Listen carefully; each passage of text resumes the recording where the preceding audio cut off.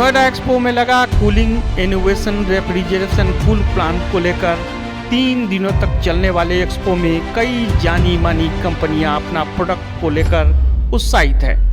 इस मौके पर एक बुक भी लॉन्च की गई जिसमें पर्यावरण वैश्विक संकेतों का भी विवरण किया गया है। इस एक्सपो में सोसाइटी इसरे के द्वारा किए गए कार्यों, आने वाली चुनौतियों और किए जाने वाले कार्यों का वर्णन है।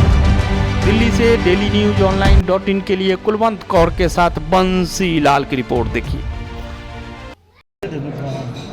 So good afternoon all my media and press friends.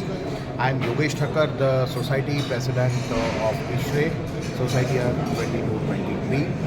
ISRE is Indian Society for Heating, Refrigerating, Air Conditioning Engineers. It's a 42-year-old society and we work towards spreading education, learning and uplifting our HVAC and our industry and the built environment industry.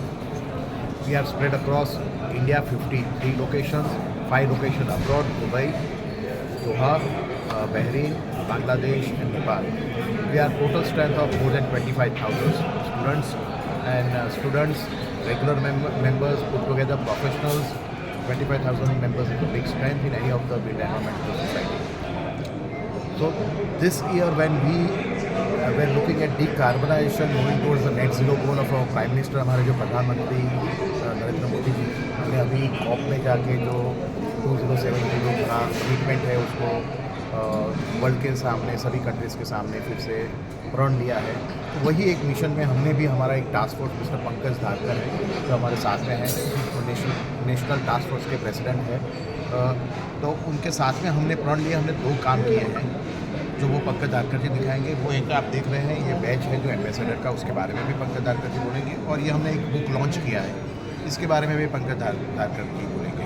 But ISRE के बारे में मैंने आपको सबको बताया है। तो ये डिकार्बनाइजेशन एज अ टास्क हम ये देश के साथ में, हमारे प्रधानमंत्री के साथ में, सभी एसोसिएट सोसाइटी के साथ, गवर्नमेंट के साथ, इंडस्ट्री के साथ हम ये मिशन, ये रेस है, हमारे पास ऑप्शन नहीं है 2070 के।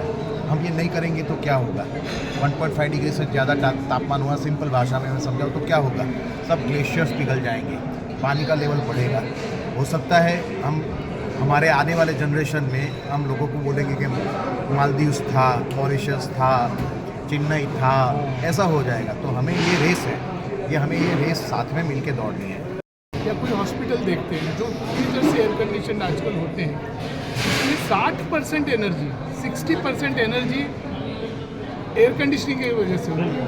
यानी कोई भी बिल्डिंग में इतनी ज़्यादा एनर्जी कंज्यूम करता है एयर कंडीशनिंग कि यदि उसको हमने ध्यान नहीं दिया, यानी कि यदि डीकार्बनाइजेशन करना है, ये तो तय हमने जो, यदि हम जैसे कि योगेश भाई ने बताया कि डीकार्बनाइजेशन की और तेज़ी से नहीं किया तो जो 1.5 डिग्री यदि 2 डिग्री से भी आगे चला गया तो इसके सीरियस परिणाम होंगे, जो आपने उत्तराखंड में भी देखे, चेन्नई में भी फ्लड देखा, बॉम्बे में भी हमने फ्लड्स देखे हैं और इसी कई चीज़ें आएगी। परसों के लास्ट वीक में कैलिफोर्निया जैसे जगह पे रिवर जैसा फिनोमिना आया, मीन्स इतना पानी गिरा कि रिवर जैसा फिनोमिना, स्काई रिवर जैसा फिनोमिना।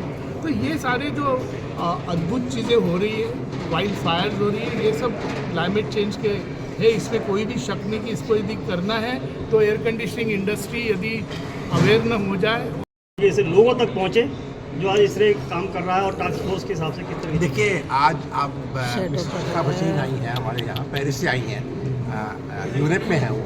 उन्होंने एक स्लाइड दिखाई थी और उन्होंने ये दिखाया था कि यदि हम बिजनेस एज यूजुअल चलते रहे तो एंड ऑफ द सेंचुरी हमारा जो धरती का टेम्परेचर है वो 5-6 डिग्री गर्म हो जाएगा, विच मतलब विल बी अनबेयरेबल। और आज जितनी हम कोशिश कर रहे हैं उसके बावजूद भी वो हम जो 1.5% का टारगेट है, हो सकता है वहाँ तक नहीं पहुँच पाए। तो बहुत बड़ा चैलेंज है ये और आज हम लगेंगे इस चैलेंज को कुछ करने में, तभी पॉसिबल होगा। इंडस्ट्री ग्रोथ किस तरीके से करें, इस पे फिर इंडस्ट्री की ग्रोथ और एक्सेस हो, इंडस्ट्री ग्रोथ भी करनी है, वो भी जरूरी है। हमारे देश की, हमारी देश की समस्या ये है कि हम एक डेवलपिंग इकोनॉमी है, हमें डेवलप इकोनॉमी बनना है, छोटे टाइम में बनना है। मोदी जी ने 2047 का टारगेट दिया है और उसके लिए of course you have to invest in development. Development में इन्वेस्टमेंट का मतलब क्या? कार्बनाइजेशन। तो हमारे लिए बहुत बड़ा चैलेंज है, इसीलिए हमें मतलब सब तन मन धन से इसमें लगना है और इसको पूरा